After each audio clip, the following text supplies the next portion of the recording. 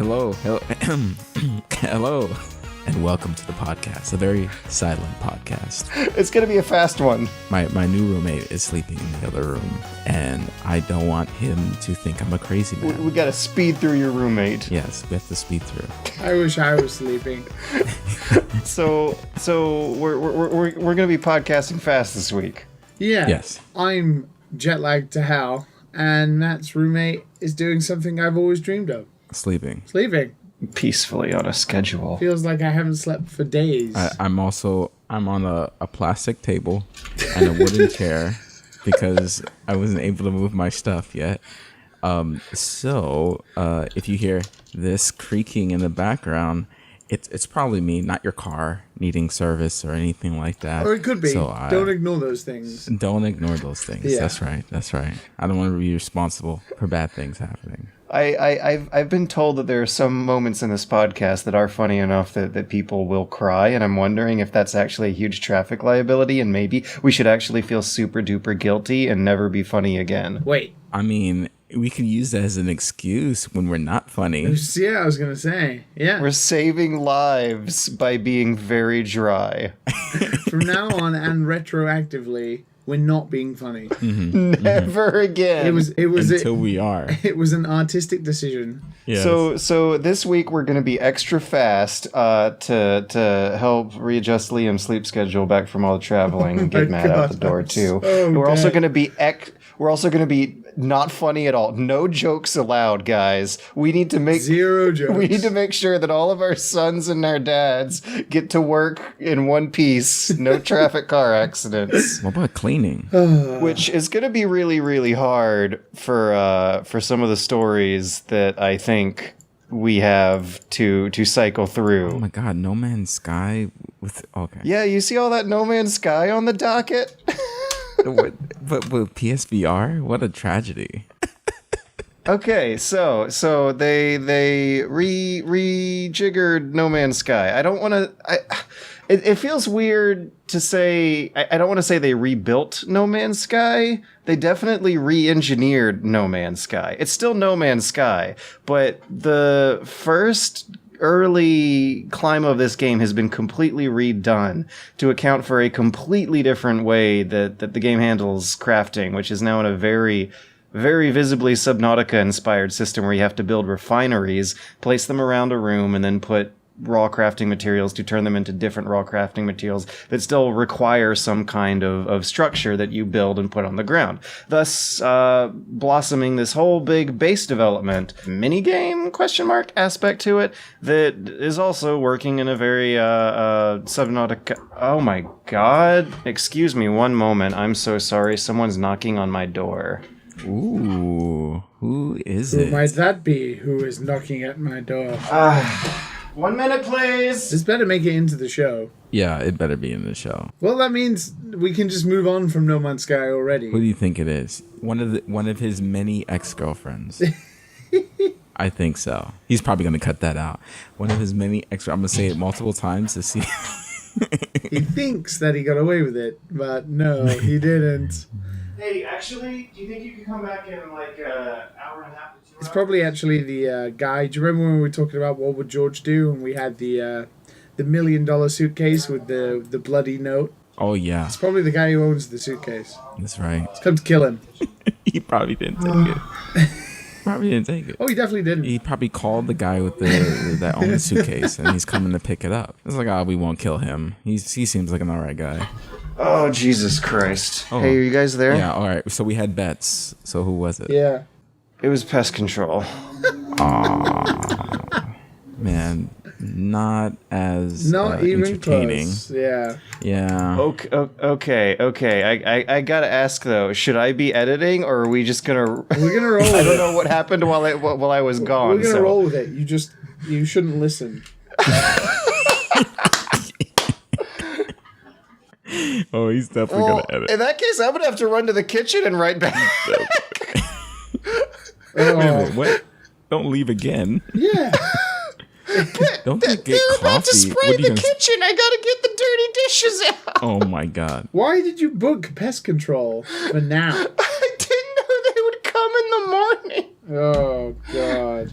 Wow, this is the train wreck. Wait, why do you have pest control? The building provides it. Oh, okay. Also, this building needs it. Oh. I did see a rat while I was in Seattle. That was intriguing. You don't get those in Tokyo? Rats? Not really, no. You know what Japan's like. We do have it, just nobody sees it. They're hiding because they're smart rats. No, they just realize that Japanese people will fucking murder them in like a split second if they see them. Oh, let's go even more racist. They'll take out their samurai sword and chop up the rats into and defend their honor from these rats. Yes, people who haven't been to Japan, everyone wears samurai swords. Yeah. Everyone. Yeah, everybody. Everyone. Like, it's just as you pictured it in one of your Japanese animes. That's exactly how Japan looks. It's funny you say that because, like, Japan doesn't really live up to stereotypes too often. But when I was boarding I flew by ANA, one of the Japanese airlines, to Seattle for PAX, and what their instructional safety video is like the best I've ever seen. It's like a kabuki theater play where like a guy with like red and white face paint, like an old kabuki mask, who looks like E Honda, is like yoing down like an airplane while he's like running for the emergency exit and stuff like that. It's so good. Oh, okay. I'm back. I'm sorry. Welcome back. We were having a great episode without you. Yeah. One without structure. I'm so sorry. I wasn't able to tell you guys about No Man's Sky. Oh, that's past. You had your time. Yeah, I tried. It's like the development of the game. There's always something. Always something. Ooh. Poor Sean.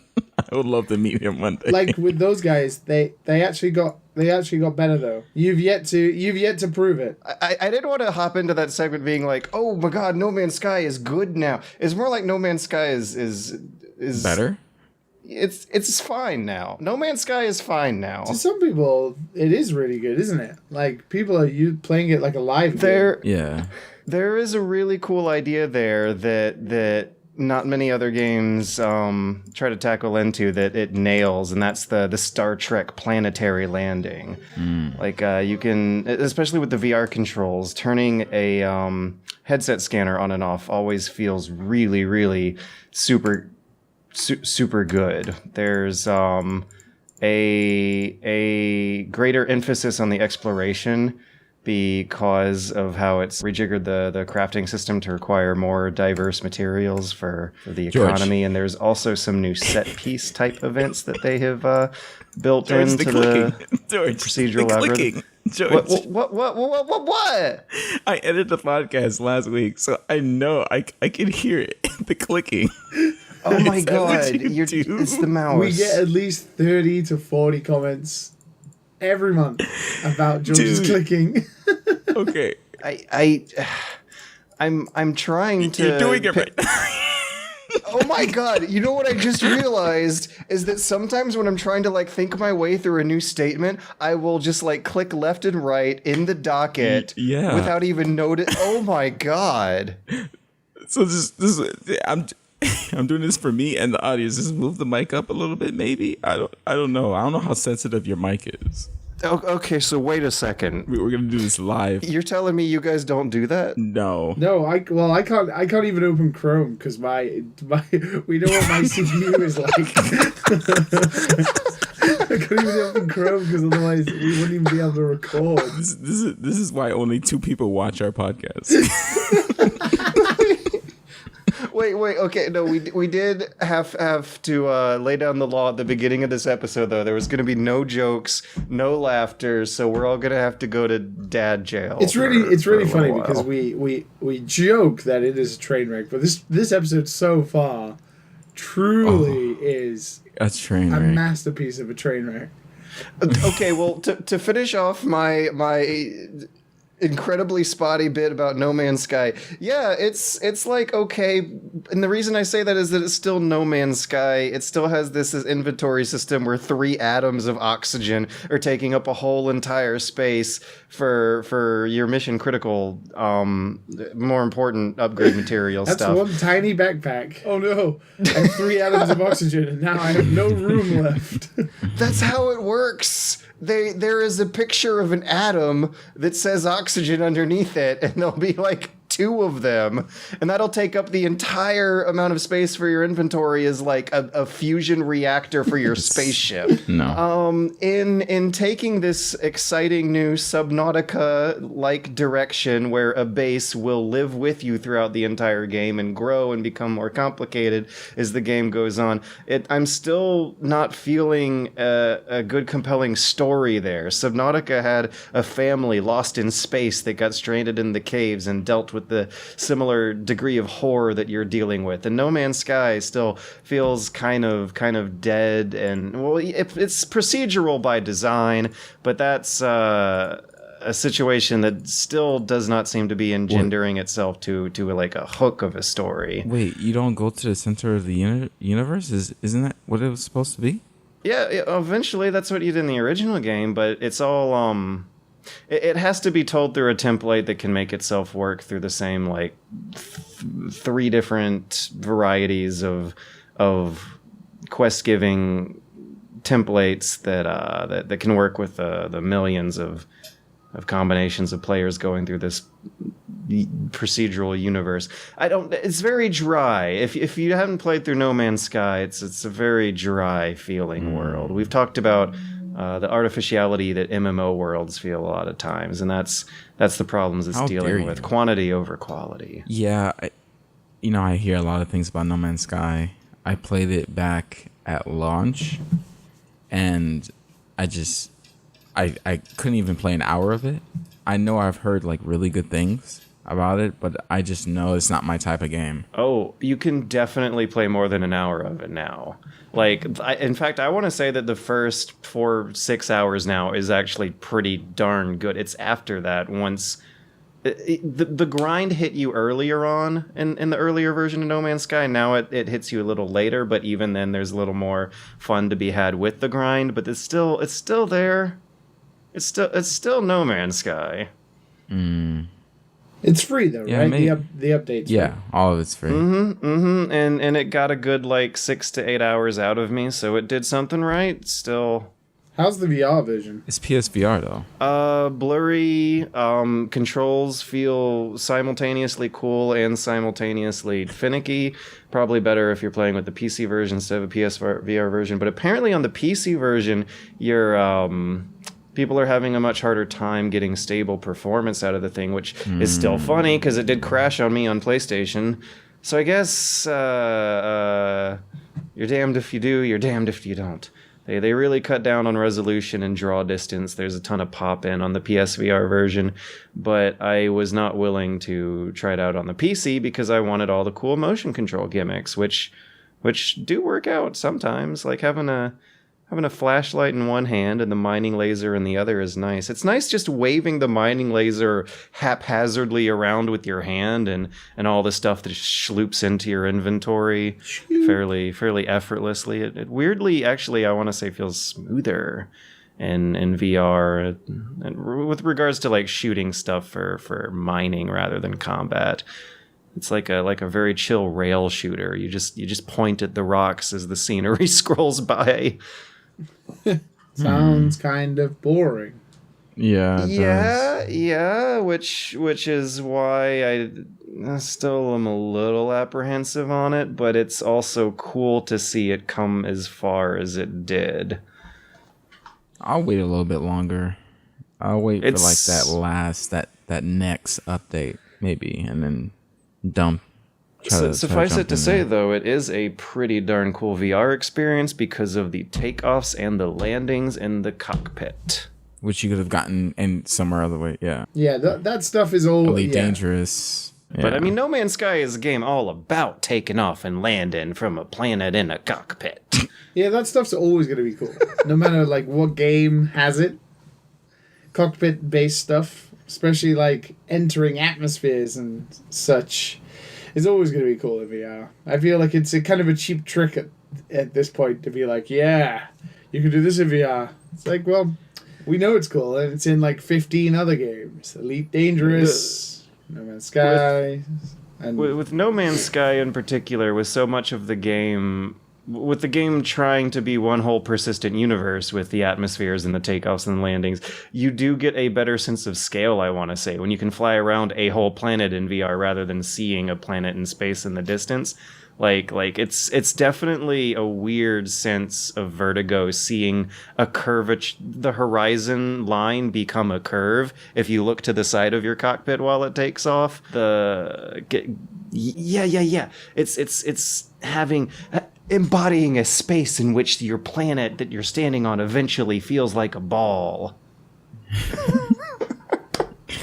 Wow. Let's move on. Have you found the Rome planet yet? I'm still keeping up. I'm reading through books of the Odyssey now while playing the Rome game. Oh my god, what is happening? The Adventures of Odyssey, the Christian books back in the day. No, the pagan books from earlier. Anyone remember that? No, just me. No, I guess not. No idea. Those were the best. Those are best. I shouldn't curse while saying anything Christian, but yeah, it's the best. Yes, because that will make a difference. Yeah. Jesus could hear you. Don't do that. Don't do that. He can hear everything you're saying and everything you've ever said, Matt. Well, he can also hear that I played a new game. This week. A new game, meaning a new game. Not just a new game for me, but a new game for all. A new game for all. Does it begin with a C and end in a untroll? Maybe. Yes. Yes. Okay, I'm hearing some pretty good praise these days. Control. I love your enthusiasm. I love it. Give me more, please. You know why, Matt? It doesn't have Rome in it. Like, every game is on a Rome barometer. I mean, it has an R. Remedy Games, right? Well, the planet names, actually. There's a lot of astronomical terms that are inherited from the classical. But anyways. Okay. Anyways. Well, okay. I'll be quick because we don't have much time. But Control.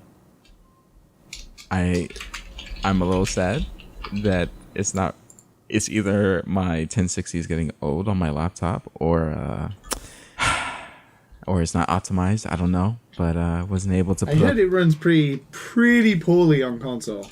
Like, it has consistent frame rate problems on PS4 Pro. Yeah, it wasn't running very well. There's a lot of dipping. Yeah, that was like I turned down everything. I was like, I just want a steady. I want to get as close to 60 as possible. So I'm so used to the smoothness. I don't care if it looks like the grass is gonna cut my eyes out or anything like that. But like in Dragon's Quest. Yeah, Dragon Quest. Just the one. Dragon. The only thing. That's like the only thing. Everything else, playing the game, it's like super weird. Super weird game. They're doing things that probably not everyone would get, like it's one of those games where it's just like, oh, this is not for the main audience for them to like. It feels like, it does feel like a weird TV show sometimes. And I think I like it because of that. I like it because it's trying something a little bit different and not like just a regular, So yeah. Last week, I think I was getting the vibe that you had said something along the lines of, "It seems great, but also feels like something I've played a bunch before." Yeah, the shooting. So what's the new stuff that it's tackling? The combat. I wouldn't say it's like. I know a lot of people like it, but yeah, I'm still tired of shooting. It doesn't feel like Call of Duty or anything like that. It doesn't feel like a regular shooter. You do have the balance, like John was saying last week. You have the balance of your powers. So if you run out of your gun just refills, right? You don't reload, which is the most weirdest thing. Every time I press R to reload, I don't reload. It just automatically fills up slowly.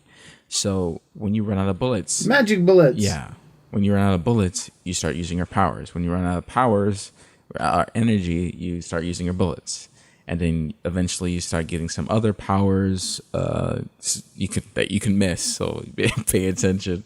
And with that combination, it does feel pretty good, for sure. I think I enjoyed it more on controller than I did on mouse and keyboard because it was just a lot.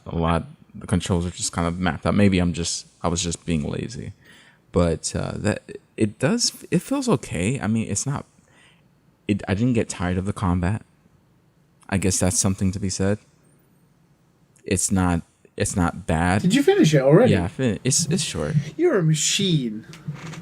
What are you saying? It's short. How On short? Labor Day, Like I sat down 10, and played. 11, 12 hours though? Yeah, remember the week Matt played through like FF9 Yeah, something like, yeah. just because he was bored, Or like Nino Kuni 2 or some bullshit. just because he had an yeah. extra long lunch break. Yeah, I can't do that anymore. I had free time back then. Yeah, the control was super like you tell me you can't spread 10 hours across a week. You tell me you don't have 10 hours across. That's like a month's worth of gaming, man. No, it's not even. That is not true. That is so not true. George, You're you so cannot even bullshit. weigh in on this argument. You wake up in the morning, you're like, what shall I do today? Ass cream. Oh, let's play video games or read about Rome. Play about old video games. Oh, Banished. Oh man, they have a new Adam and Eve where they have sex with each other. Yeah, exactly. I'm going to Exactly. waste all my I'm- good, precious time on dumb bullshit. Yeah. I'm just Calming messing on. with you, George. I'm giving up the Banished. I am not giving up this Rome campaign. I am taking over the Mediterranean, and it's going to take me like a year, but I'm not bored of it yet, so... I do have a new game for next week too, and that's shorter than this one, which is great. What's that? But Control is a cool game. With a lot of weird games, the ending is a little just it just doesn't come together. I shouldn't talk about endings when I'm talking about games, but yeah, No. it's a little off. It's a little off. But it's fun. It's a fun ride, and you don't know what's going on. It's a lot of weirdness. If you like weird stuff, and the combat, I'm pretty sure you're gonna get some fun out of it, especially with the upgrades and everything like that. I say it's worth a shot. It's worth a rent on Redbox. Just rent it for your PS4 and you're I have good. a lot of respect for Remedy. They can't be that big of a studio. And obviously they've made a couple of pretty stellar hits. Obviously Sam Lake heading the studio and stuff and having that Max Payne legacy. But, you know, they're not quite AAA and then coming out with cool, weird-ass games like Control that are like cutting-edge technology, but they're using it in really interesting and unique, non-generic ways. You know what I mean? Not Call of Duty. I might replay it with ray tracing later on Yeah. So like the because idea that would be insane. cool. How does it feel different from Call of Duty? Like I see snippets where you have psychic powers with physics objects floating around everywhere, but does that really make it feel different? It's the feel for sure. It could be, you know, I can't really say because it doesn't, because of the third person and I guess like the recoil of the gun. I don't know. It just doesn't feel like you're shooting paper like you do in Call of Duty or Apex. You know, it doesn't feel like you're shooting Paper paper. crinkling up. Yeah, it doesn't feel like you're shooting paper objects like you're in a shooting gallery. It doesn't feel that way. It feels more thick because of that. And being able to pick up objects that would, even if the object hits the person, like let's say, you know, when you press the ability, it brings an object to you and then you throw it at them. But even if the object were to hit people on the way, it will still kill them. or damage them and stuff like that. And a lot of that stuff tends to happen, especially when you upgrade the power up a bunch, and it's fun. I guess because they mix those in, because if it was, and I guess there's something to say is that you're not supposed to just sit and cover. You're supposed to just run around, dodging, flying, whatever, however playstyle you want to play, and constantly being in their face. And your gun switch, you have like about four different guns. You know, like a shotgun and stuff like that. Yeah, and you can upgrade them. You can do different mods to that weapon. You can do different power ups to your personal body. You can it's dope. It's dope. It's enough for the length of the game. I'm not gonna sit here and say it's the best thing ever because it's just another shooting controlling thing. It just looks really cool because of with the physics. Yeah, and yeah. So yeah, but so if you like weirdness and shooting, then does it get the matte seal of approval?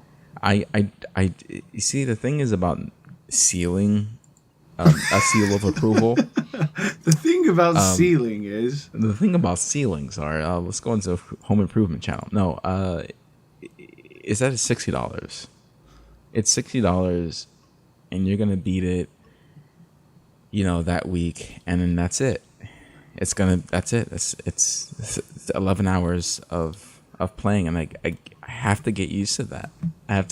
Some games I can do it, but I usually Redbox, and that's because it's $7 for a 10-hour experience, and I'm fine with that. I regard that as like what you're supposed to do for short games like that. Yeah, it's really short. It's $60. So after a while, especially if you're on a podcast and you try to play a game a week. Oh God, $60 every week is a lot. Wow. So in my mind, I'm a little biased in that. So if you have one game to pick out of this month, Control, I don't know if Control is it depends on your stuff. Did you buy it? No. Yeah, okay, good for you. I was a little worried. Usually you don't. No, I don't. Well, speaking of wasting your money this month, wasting is a strong word, but I've been playing Astral Chain when I've had a spare brief moment in my fleeting existence. That's another game that everyone's really, really turning around on. I hear good. It's Why? So it's the new Platinum game. And it's a Switch exclusive, which has angered some people for some reason, and they've review-bombed it on Metacritic because they're morons. I thought people didn't do that. That's been happening forever. Switch exclusives, right? I don't even know. Anyway, it's a new thing now because of Epic. Maybe I just don't know. Can't explain these weird phenomena. Think of Control and just be like, things are weird, man. Trying to trap you, Liam. Life is Let weird. me trap you. Don't trap me. I'm too tired to be trapped. My brain is like a scrambled egg right now. No, but so before I went to PAX, I downloaded Astral Chain on my Switch in hopes that I could play it on the plane, which I got maybe 2 hours out of it then, and then maybe an hour on the way back, and then I've played it briefly since I got back 2 days ago.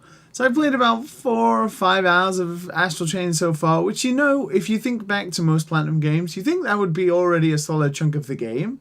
Like, if you think Bayonetta 5 hours in, you'd be like, wow, I'm already, at least over a quarter into the campaign already. I'm still in the tutorial in Astral Chain. Wait, is that good or for bad? how long? I kind of want to say that's bad.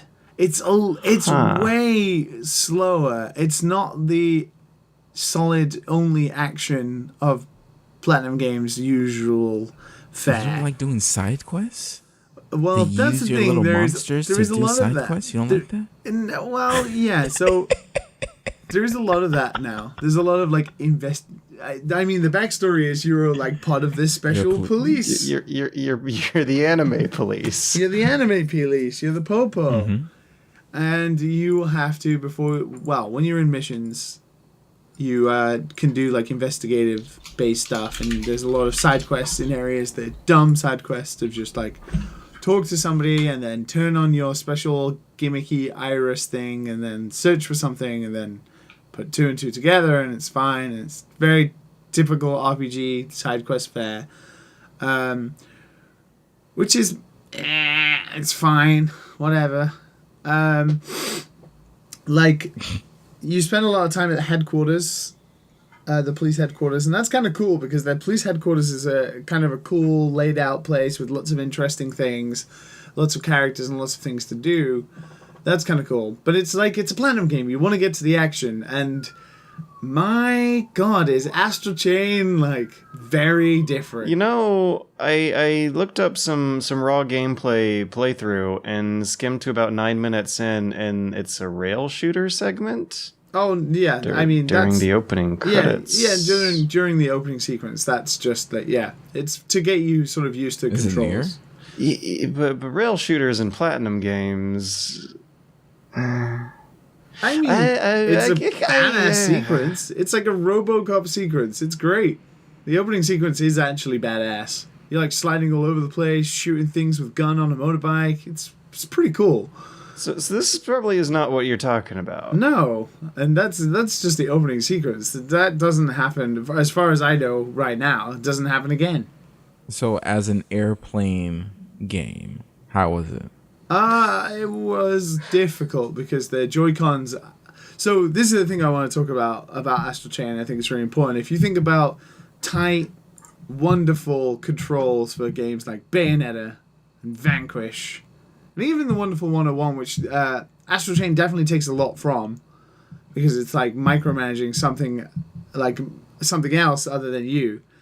So you have your main character who can attack, and then you have your Legion, which is these giant entities. They look like robots, but they're not robots. These entities that you can summon, and then you can send forth with your Astral Chain to auto attack the enemy in front of you.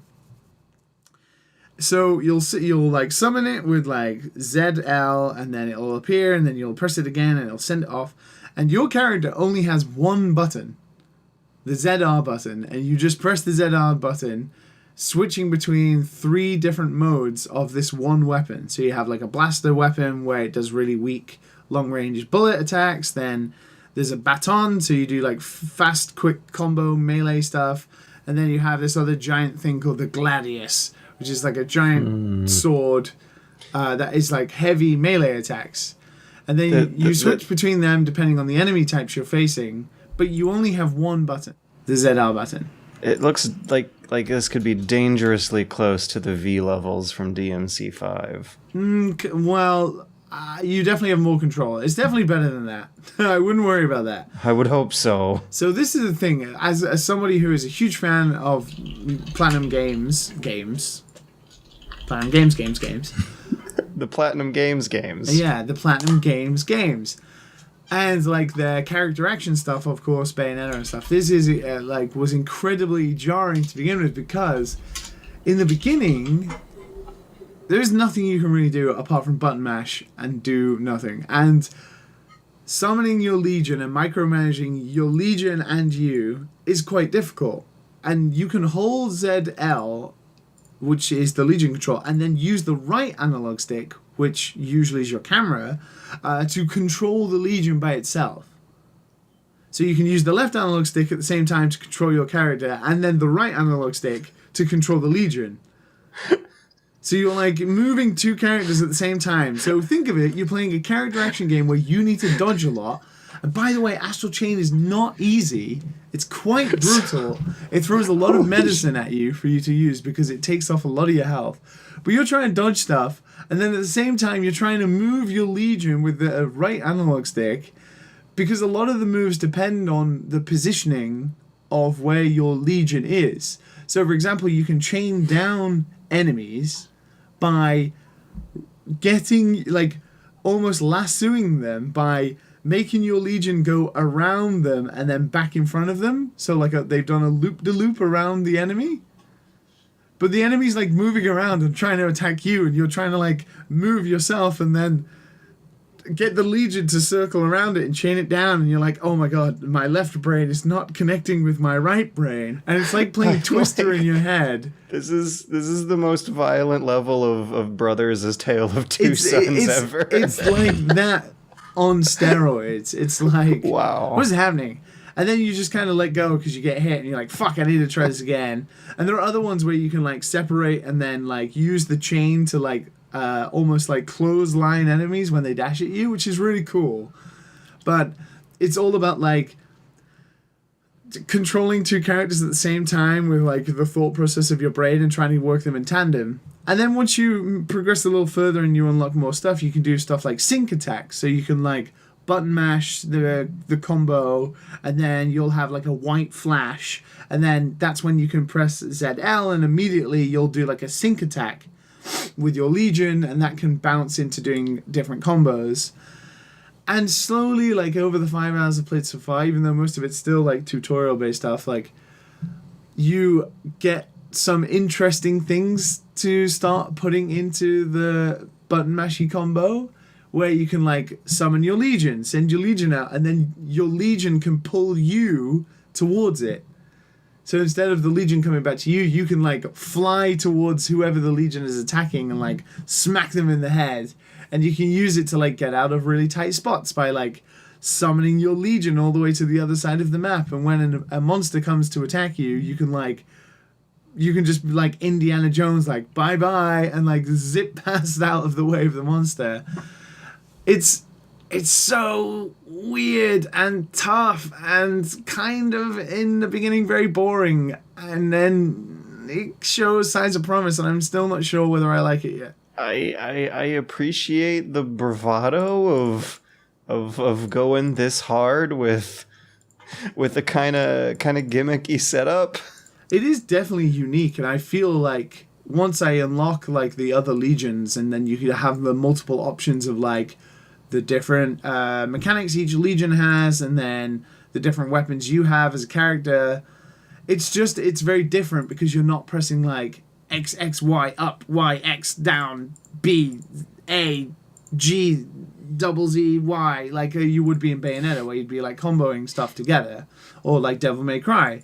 It's a lot of like, I don't want to pun it, but it's a lot about like chain reaction. It's like you do something, then it leads into nice, good one, the Legion doing something, and then based on what the Legion's doing, if an enemy comes, you dodge out of the way, and then you do something. It is like a built-up reaction over everything. It's not like full-on character action, which is super different. And it's hard. It's a tough game. Like, you won't die. Like I say, it's tough because you won't die because it gives you loads and loads of medicine. So you'll never die. But you'll get frustrated because you'll always be getting hit and knocked down. And, like, it does have a dodge, similar to Bayonetta, where it slows down time and you can do, like, a perfect dodge. But it's way less forgiving. Way less forgiving than Bayonetta. Like, Bayonetta with her giant legs will just, like, step out of the frame, step out of the whole screen, and you can dodge, like, an entire universe with her giant legs. Somersaults into the next continent. Whereas there are literal times where giant chimeras, which are the sort of bad guy enemy types in this game, where I've perfect dodged, and then they have swung around with their other fist, and they've smacked me while I've perfect dodged. And I'm like, what the hell? I just dodged. Why am I getting hit in the dodge?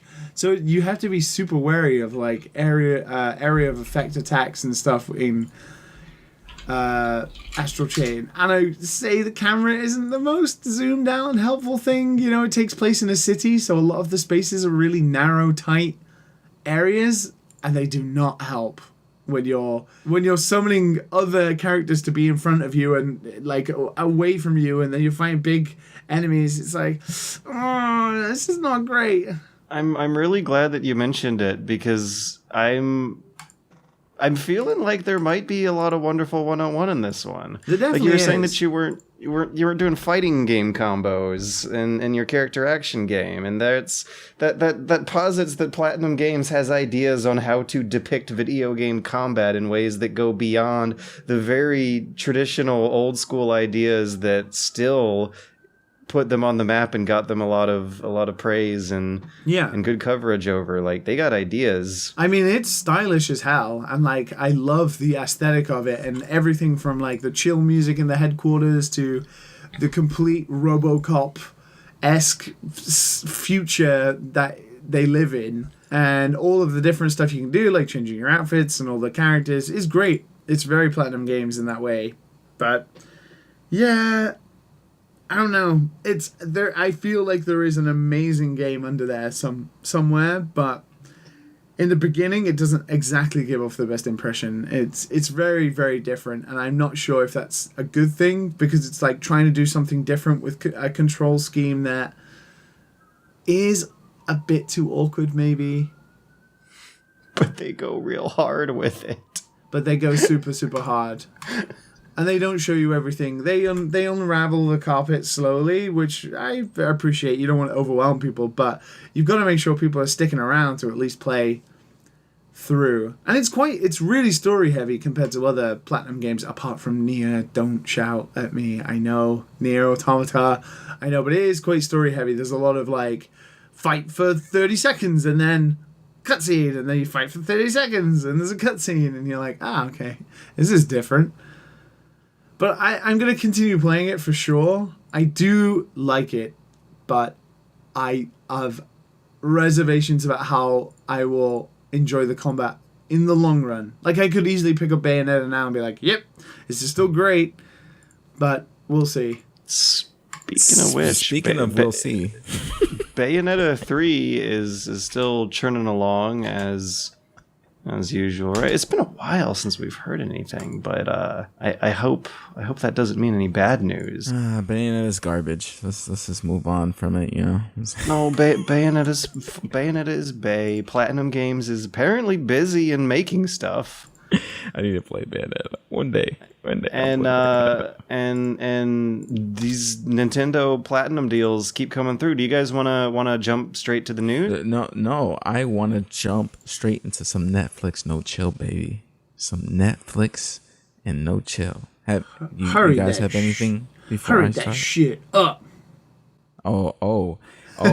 Liam over here is telling me to hurry up. Yeah, Matt, we got video games this week. No. Liam is and now George is telling me to hurry up after 20 minutes of Astral Chain. Okay, Hey, Mr. Taking control of the podcast. Oh my God! Wait a minute. Okay, I usually spend like 5 minutes on my topics. Okay, I think we need a remedy from you. I'll be quick. Attack on Titan. I finished it. Attack on Titan season 3. Oh shit! Is that out? Was good. It's the second half. That's why I didn't watch it. That's why I didn't know it came out and they got to the basement, is because they had a mid-season finale. I hate when they do that. So they had the mid-season finale, and then like months later they came out with the second slice of season 3. The second half of the... Mm-hmm. Okay. And it's why don't they just call it a new season? It's satisfying, but you watched it and you told me about the basement last time, right, Liam? Yeah. Like, I think they got to that now, or the anime did, or the manga did. Oh, okay, you don't know about it. Okay, well. Wait, no, I do know about it. I do know. Oh, okay, about it. Yeah, you're right. They dump a crap load of information on you, and it's hard to feel if I like it or not. I don't know. I don't know if the basement was enough for me. I thought it was like everything, but it was just there. It suffers from the problem of all hyped up story plot lines. They're never going to live up to whatever your wildest fantasies. Yeah, exactly, right? But what's in the box? To be Next fair, episode, the box. Attack on Titan's 1 was pretty fucking cool. Attack on Titan what? Like the reveal of whatever a basement thing, like what is actually going on in the grand scheme of things. Yeah, I mean, yeah, it makes sense, but it was a very like it was just too much at one point, like at one time. It was just too much. Like the whole episode is just like dump, like a info dump, and you're just like, what's I'm just trying to watch this while eating burritos and go to, like, and you telling me the about biggest like reveal of the biggest secret in anime, and you're like, well, you know, I just wanted it to be like monkeys or something. Yeah, like, sure, yeah, I guess. I mean, I still got questions, but okay. Yeah, I mean, but my God, season 3 was freaking fantastic. That animation, though, Jesus Christ. Ooh, that last fight got my balls tingling. Okay. Anyways, yeah, that's it for me. That's it for me. George doesn't care about anything Matt has to say. Okay, right? Sometimes but I do. Never. Liam talks about Astral Chain and 3 houses and all this. Oh, George is like, oh yeah. Oh my god. Gotta listen to this for 20 minutes. Talk about anime, a good show. And my god! George is just like, oh my god, laundry out. Jesus Christ. I watched an anime and liked it. I watched one anime all the way through, and it was an important one that everyone else has seen. Throw me a bone. Feel free to cut that out, George. Feel free to cut that. I just had to say something. We just did a big spoiler cast on Evangelion. I made a video about it and Metal Gear Solid and how close they are. I'll just go read Rome and talk about that next podcast. It's fine. I'm reading the Odyssey and talking about that in a video next week. It's different. Yeah, okay. Yeah, we can move on to the news. Go ahead. You can just cut it all out. Matt, I never cut you out. Yeah, no. You could cut cut the part out when I was what was it, airing out dirty laundry, as Liam said. Yeah. So go ahead. You can go into Nintendo Direct now. I'll try to stay still on this rocky chair. Well, now I don't know how to segue into it. Go ahead. No, I'm good. There's no way to gracefully return to the new Nintendo Direct lineup of ports and releases that includes the return of the Obra Dinn this fall. I mean, I would say that was a pretty good segue, but actually Matt is the one who has to bring us back in. Okay. Speaking about things that George doesn't want to talk about, Nintendo Direct. Whoa! Imagine that GIF where that guy's... Why would I not want to talk about that? They're putting out Jedi Outcast? What the hell? Imagine that GIF of that guy who's looking smug, and then that dude who's like holding his face, who goes in front of him, and that's me right now. It's like, oh! How in the hell would anyone have seen this coming? that of all the weird games getting ported to the Nintendo Switch, that. With the new blitz of Star Wars media coming out, with Werner Herzog hogging up the A-list on the Mandalorian show, it's Jedi Knight 2 Jedi Outcast that gets the big announcement on the Nintendo Switch.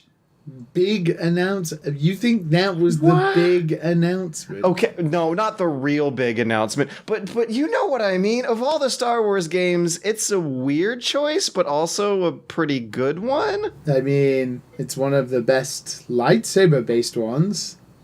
Absolutely, it's not like mainstream bargain bin at Walmart though. Not like a Battlefront or a KOTOR. It's a little more of a niche PC sort of thing. So I was surprised. I was pleasantly surprised. Pleasantly surprised. So there's still some good pleasant surprises out there in the world, and boy, I bet that game's aged like milk. But apparently Jedi Academy is coming too. I don't know. Some kids will get some enjoyment out of it, I'm sure. Continue on, Matt.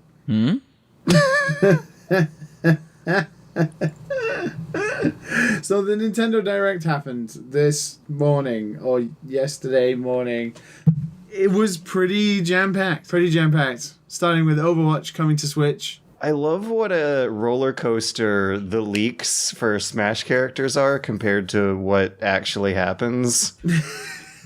So during the lineup to the announcement that we got yesterday, which was that the new character is Terry Bogard. Heck yeah. Fatal Fury, Terry Bogard. Okay. This is so cool. So cool. The second biggest announcement next to the Jedi Knight Jedi Outcast port is that Terry Bogard's coming into Smash, which fits some earlier rumors about them hooking up with SNK for a new character, but does not fit at all with that string of rumors saying that it was going to be a not popular, not very requested female character.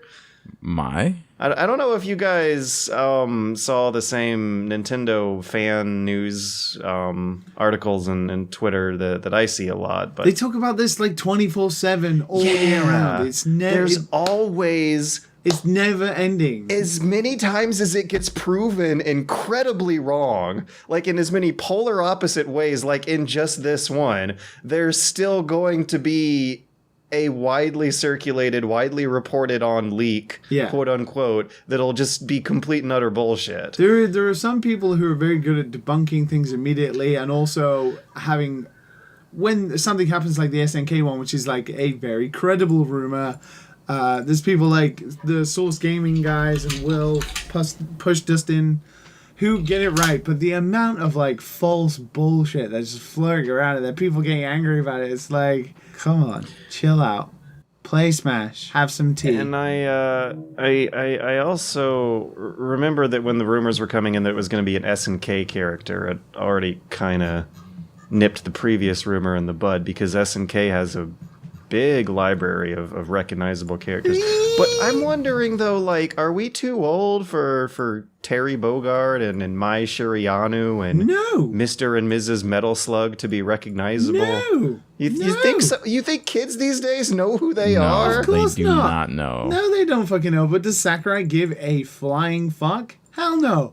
This guy's getting everything he's ever wanted out of life. He's a huge Dragon Quest fan. He's a huge SNK fan.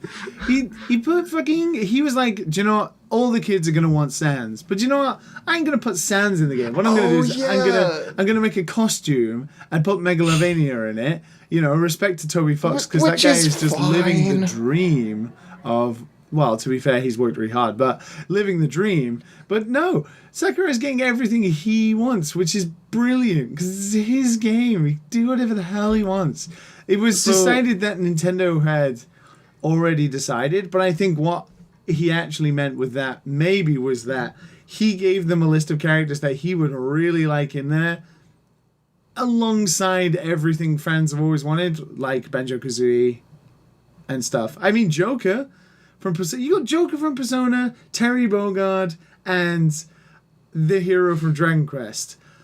Super Japanese, like, not exactly the most mainstream titles, but have turned out amazing. And people are freaking out about Smash Brothers DLC now, even though they had no idea who these characters were, really. And now you got Banjo in it. Banjo came out today, and he's really fun. And he's a good homage to Banjo-Kazooie, as a huge fan of that game. But yeah, nobody knows. But I don't think anybody cares. Sakurai's just getting what he wants. It's brilliant. Can't wait for Master Chief to come out. And that'll be when he pushes more people to buy Xboxes. Did you hear that? Did you hear that during the stream? So when they were talking about Banjo-Kazooie... So after the Direct, they had like a presentation for the Banjo-Kazooie... thing, because Banjo-Kazooie came out today, so it was like, well, here's all his moves, blah blah blah, here's what you can do. And he was like, Sakurai was like, well, technically Banjo-Kazooie is owned by Microsoft, well, is owned by Rare, who are owned by Microsoft, so I suggest that you go play Banjo-Kazooie on an Xbox right now. Wow. What? Yeah. He was like, why would they keep that in? I don't know. I guess part of the deal? Sakurai name drops an Xbox? Speaking of paying people to work for Nintendo, I wonder how Toby Fox's situation is looking these days, because he's in there somehow, some way. Well, he's he was in there. He was in the direct twice for weird things. So one is that he made all of the music for Game Freak's new game, Little Town Hero. Little Town Hero, formerly known as Town, which doesn't look very great because that frame rate looks shoddy as shit. Yeah. No.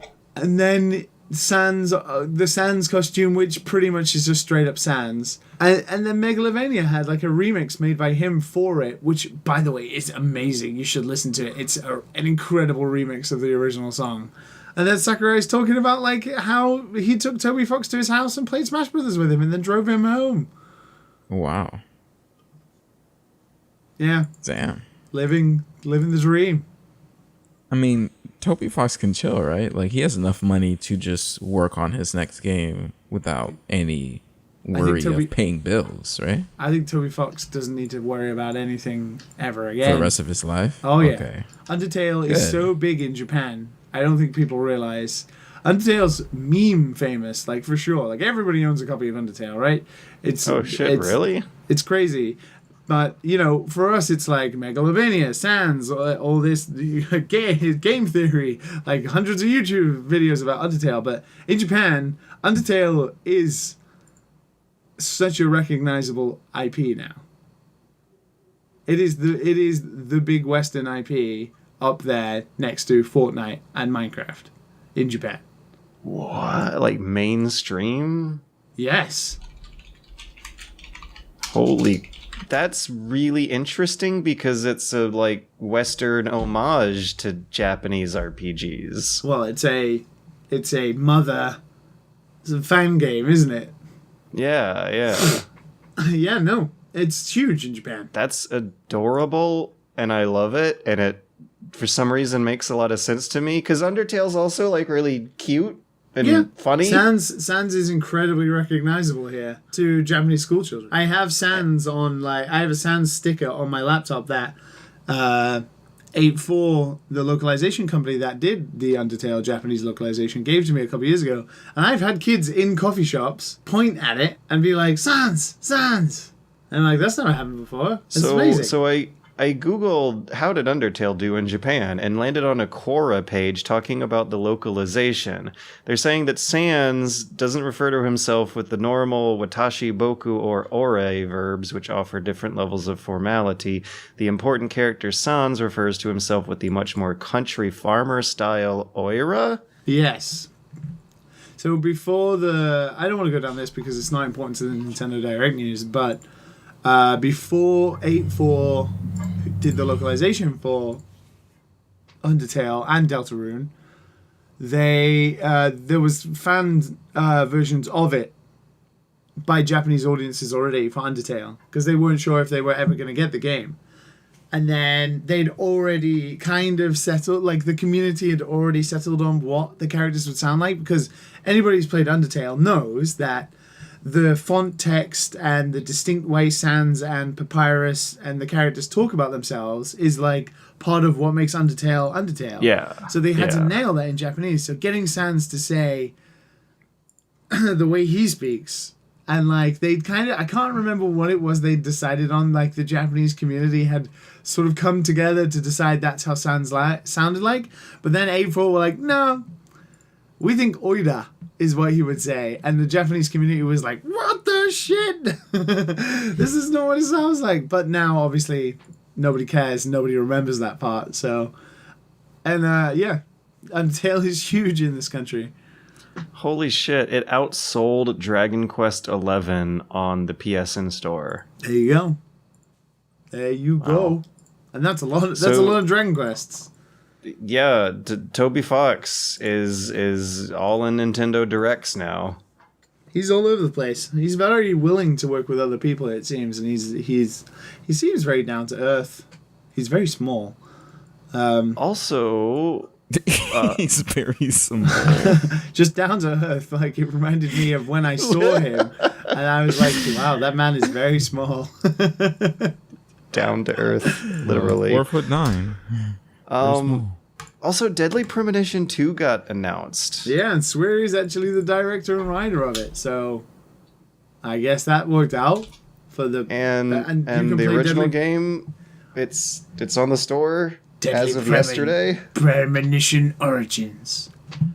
So if you're like me and you tried to get into the PC version, but it just wouldn't launch, now you got an option. I like that game. Since we're doing a fast cast this week, do you? Wait, we're getting rid of the direct already? Well, what else did they got there? What else are we going through? You're such a direct Nazi. You're such a direct Nazi every week. Every time there's a direct. Xenoblade Chronicles is having a complete remaster and it looks amazing. Tokyo Mirage Sessions FE is freaking coming out, and that was a good Wii U game that nobody played, which is sad. It's a good game though, even though it looks like Pop Idol bullshit. It is pretty good. Oh, Pop Idol! I thought you said Pop-Eyed. No, Popeye.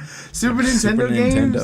Yeah, Super Nintendo games are coming to Nintendo Switch tomorrow. But they'll be out by the time you listen to this. Listen to this, maybe if this episode ever has. If you're a subscriber to the Nintendo Switch online service, there was like a new Kirby game that's like a Diablo 4-player loot thing that looks cool. a dungeon crawler. Not dungeon crawl, but like a loot based thing where you kit out different Kirby's and loot that you get. There was so much in this direct. It's crazy. Overwatch, of course. A lot of that was on the docket. You're such a direct Nazi. We went through like we really went into okay, I at least really went into Jedi Outcast, and then we really went into Toby Fox. The only George-based thing in the direct was an old Star Wars game. It's so fucking true. You own a Nintendo Switch. Why don't you have a vested interest in these things? Because I have a hard time getting sold on trailers. Assassin's Creed 4 and the other one, there you go. They're coming to Nintendo Switch. Yeah. Well, I also like have a computer. We can hear you using it right now. I mean that was a deep one. Like you really felt that scroll. So wait. Do I like click and scroll in time with my emotional energy? Can you tell what kind of mood I'm in by how much I'm clicking? Yeah, more than likely. If we just listen. Oh my God. What if I've like accidentally developed my own language based off of clicks and scrolls and farts? I mean, your whole life is based around clicks, so. Wow, the farts, huh? Okay, just gonna throw that in there. No one noticed that, huh? No one's gonna do. Okay. So hey. Wait. No. I'm interested before we move on. Matt, did the direct excite you? It didn't really excite me, but it was cool to see like Terry coming. It was cool to see Divinity Original Sin 2, but I feel like I was just Divinity Original Sin 2 is out today. you guys I glossed just over love that the one. bluntness of the question. Did it excite you? Yeah, like more. I'm only excited really for Terry and Super Nintendo playing Super Mario World on my I was about to say DS. On my Switch is going to be great. That's going to be my toilet game for a while.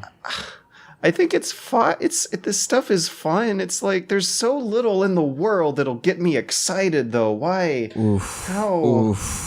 How am I gonna like really brighten my day by reading about weird games getting ported to the Nintendo Switch? Doesn't that give you hope though? Like a little bit. Yeah. Like we have a place. little bit. We talk about like game preservation and stuff all the time. And Nintendo Switch is out here freaking putting every goddamn game ever made on it. Okay, like you guys are making fun of me, right? But if Jedi Knight 2 Jedi Outcast is on the Nintendo Switch, that means we are eventually working towards the eventuality of every relevant game ever being on the Nintendo Switch. Yeah, I mean like in the same direct, you had Terry Bogard coming to Smash, Sans coming to Smash, Jedi Outcast 2, Okay, Divinity Sin 2, Overwatch, and Witcher 3, and Luigi's Mansion 2, and Xenoblade Chronicles, all of that string of nonsensical words that make coherent sense if you understand video games were all in that one Nintendo Direct. And Nintendo has historically branded itself as a boutique exclusive console, only for themselves and their first parties and their family-friendly brands. And this generation, that whoever was in charge of that just got tossed out the window. They're a very inclusive platform, catering to all sorts of age demographics all over the map. And all sorts of genres, from all sorts of developers in all sorts of places. It's a completely opposite ethos for regarding what they're going to put out on this machine of theirs. Can I say, I found out about Sans like after the Direct, right? On Twitter, when you and Gerard posted like, oh, Sans. And I was like, oh, snap. Let me look that up. And I see this ugly thing on the trailer. And I was like, what? Oh, it's a costume. Yeah, it's a costume. Why are you so excited about a costume? I mean, I'm not It's an particularly... ugly thing. It's an ugly thing. It does not look right. But it's representation, isn't it? It's like, I don't know. It's Looks just like Sans to me. It's just that I mean, it's a black and white character. It is. It's weird because he has his little blue hoodie. Yeah, how bad can you screw up Sans? I mean, the feet look a little weird, but from the belly up, it just looks like Sans to me. Bubblehead, man. Okay.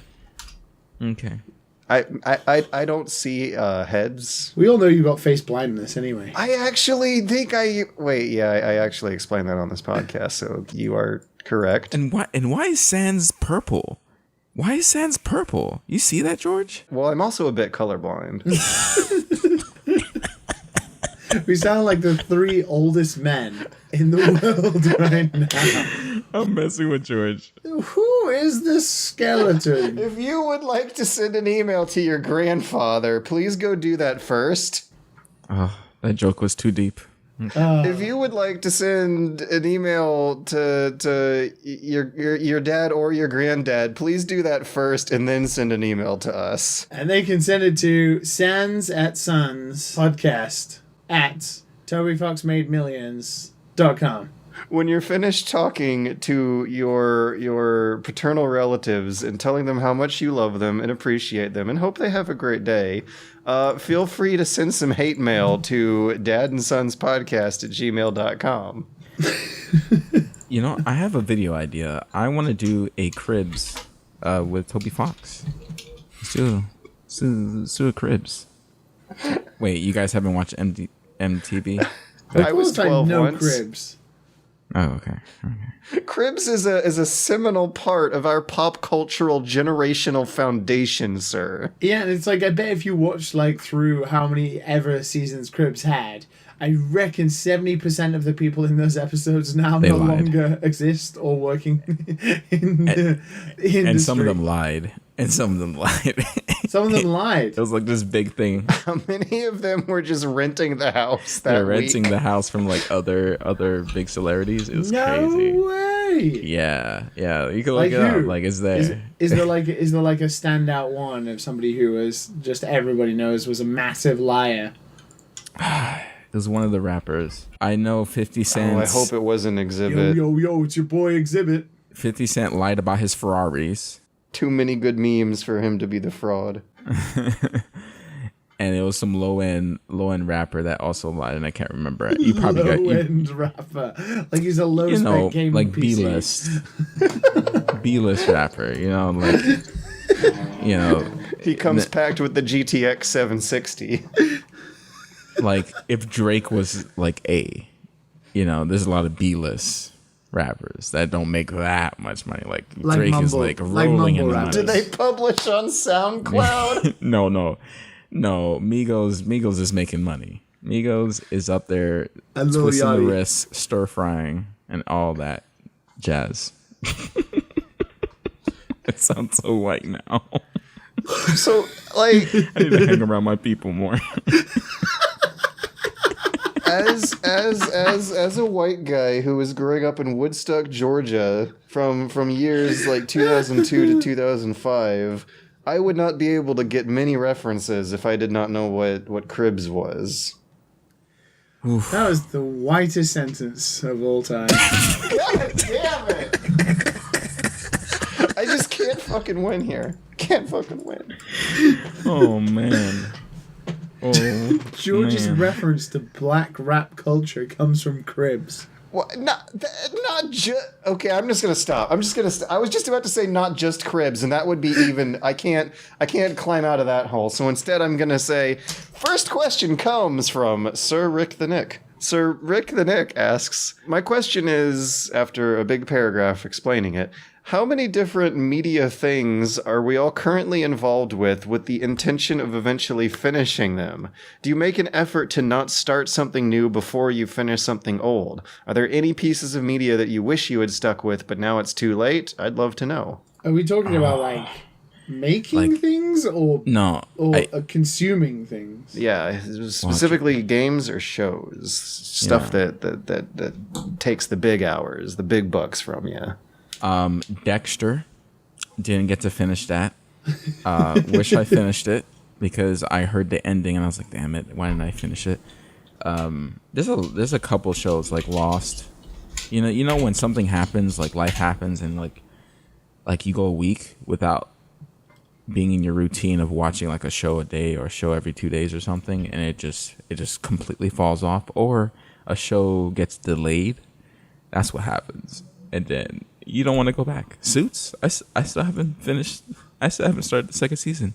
Mr. Robot, I need to catch up, and now I feel like I have to restart the whole thing, and that's hours and hours and hours of my life. I have to restart the whole thing of Mr. Robot. Mr. Robot's good. I want to watch it, but I won't remember. You can't like read a synopsis or a summary? That's not good enough, George. I have to see the little clues. A show like Mr. Robot deserves to be analyzed, and watched. Like, oh, this is why they shot this way. I don't like to just go in not remembering stuff. Like I could never watch Dexter again without going through the whole thing again. I could never do that. Not to say it's on the same category as Mr. Robot, but yeah, I would have to see Dexter's progression for me to actually finish that. So do you make an effort to not start new things? Does it bug you to? Yes. I just did cleanup. Attack on Titan was a cleanup. One Punch Man was a cleanup, and some other thing that I just watched recently was a cleanup. But yeah, I try not to start new things. I try to go back and watch, the second seasons or third seasons of something that I've watched. And is this for games too? No. No. Okay. I don't think I've ever gone back and finished a game. I usually finish my games, and if I don't finish it, that's it. It's done. Holy shit. Yeah. Okay. How about you, Liam? I'm very similar to Matt, where I won't go back and finish to a game if I drop it. But the problem is, Matt actually does finish games where I have like 10 games on at the same time.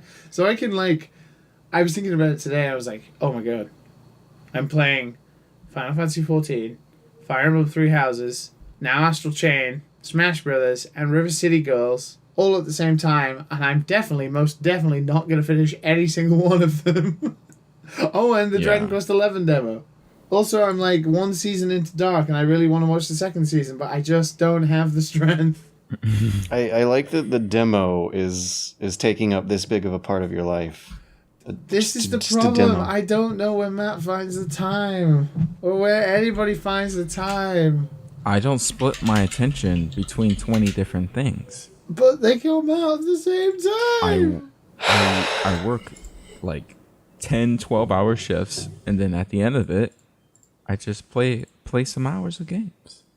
Or I go out, and mostly go out, but I play some hours of games. Nobody does that. Nobody goes out. This is Orange County, baby. There's all sorts of things to be going down in South California. Oh, yeah.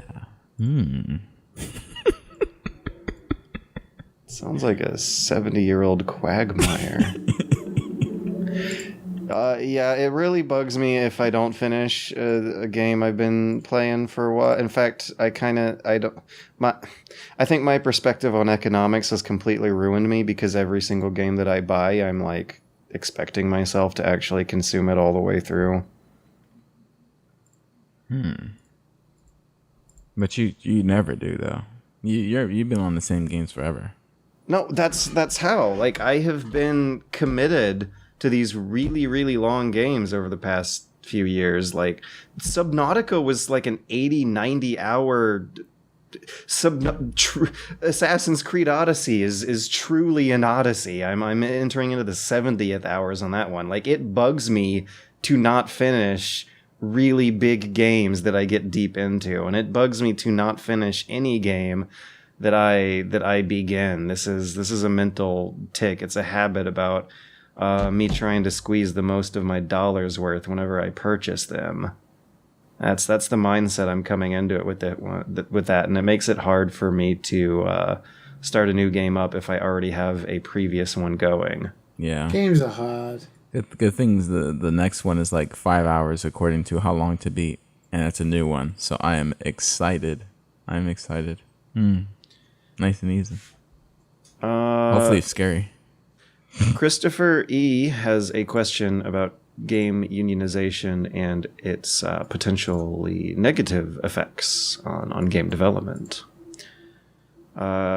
Christopher E. says, I really appreciate how you are all advocating for the unionization of game devs and software developers. The people who make our games are often overlooked compared to the smiling directors and studios.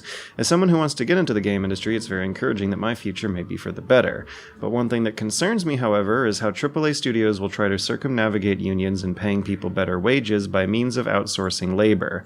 I have imagined famous American studios like id Software in Texas, BioWare in Washington, or Treyarch in LA will start outsourcing more work to lower paid countries with a rising tech or strong software development force like China, the Philippines, or India, and working those guys to death instead of Americans who have a relatively large podium to speak on.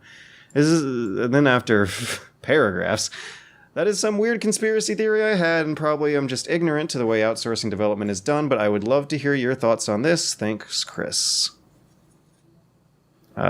This I thought would be a good opportunity to talk about outsourcing AAA assets and how this is something that does already happen quite a lot, almost exactly as he describes.